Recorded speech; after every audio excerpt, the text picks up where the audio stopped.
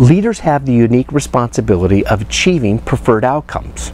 It could be defined as vision, mission, project definition, or specific goals. And it doesn't matter what kind of leader you are. You could be at the executive level, middle management, frontline supervisors. Your role and your responsibility is to make sure that you're moving everyone who's a part of that organization to the preferred outcome. And sometimes that's hard to do when people have different opinions about what the outcome is supposed to be. So we have to be really clear about where we're going. But sometimes we also need to make sure that we're being very clear about how we're going to move in that direction. You know, when I wrote the book, The Porcupine Principles, one of the principles, the principle of the broom, addresses this very specific thing. It says that the best decisions come from timely, meaningful information and clarity of direction. Clarity of direction. That's just another way of saying what most of us use in the everyday world. Are we on the same page? Are we on the same page? That's just our way of asking, do we understand, and are we in agreement? And when you ask that question, are you on the same page, and you get an affirmative, that's fabulous. But there's an important twist that leaders need to pay attention to. Just because someone says they're on the same page, it doesn't mean that they are necessarily at the same point in the story. Everyone can be on the same page, but not everyone is seeing the story from the same perspective. You have an individual who's been a part of the organization since it started. They bring to the story institutional knowledge, the experiences of the ups and the downs, and when things got really lean and they had to dig in deep and hang in there, and the victories that came along the way. You have maybe somebody who's brand new to the organization, could be a very young millennial who is thrilled to be a part of what the organization is about, but they're bringing to this story a different perspective, and maybe with that some different ideas of methods of how to achieve the outcome. Then maybe you have another person who's part of the team who transferred from a different department into your department, and they have a different institutional knowledge that you're not aware of, but it's complementary to what you're wanting to achieve, and they're plugging it and they're looking at what you do as a team from a little different viewpoint. And those different parts of the story are important to discuss. So here's three things that I think are important for leaders to do when they're having the conversation about same page understanding. Number one is to make sure that you talk about preferred outcomes in the context of story. If we're going to get everybody on the same page, move in the same direction, using strategic methods to make that happen, we have to talk in terms of story.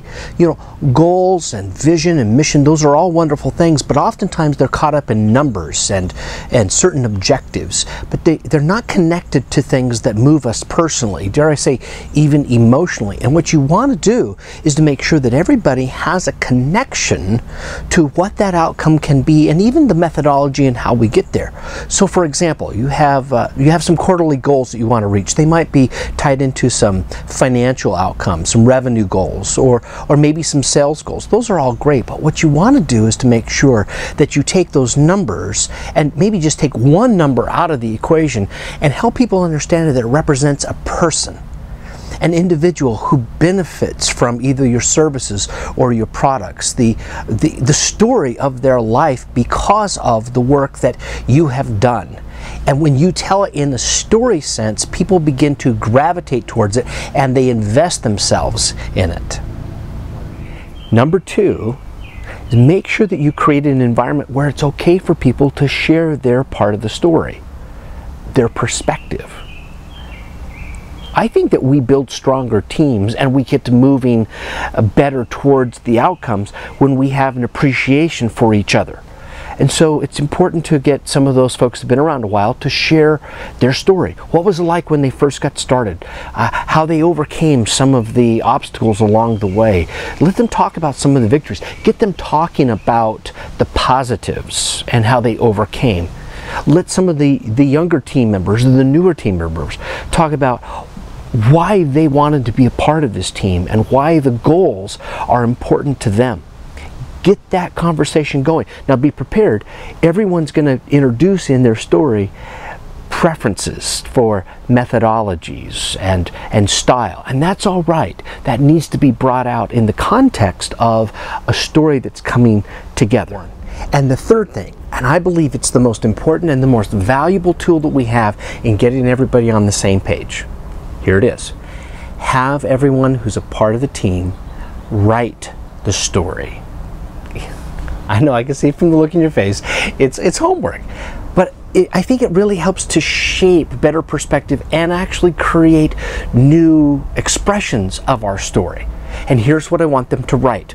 I want them to picture in their mind that they are the customer. It could be an internal customer, external, it could be a coworker, it could be friend, family member, whatever it may be. They have to imagine that they are the customer. And at the end of the day, the customer is writing in a journal, an entry about their most stellar positive experience that they've had with our organization. And so the employee now starts to define what they think makes the outcome possible.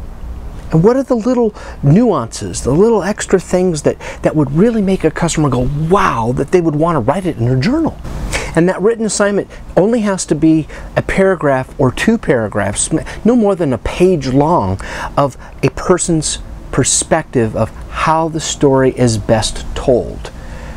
And when we have a collection of those, we can start to look at patterns and trends and ideas and let that become a part of the dialogue or the brainstorming of what we can do next to make our organization even better, or maybe reach those preferred outcomes a lot quicker. Same page? That's great. But remember, not everybody is at the same spot in the story.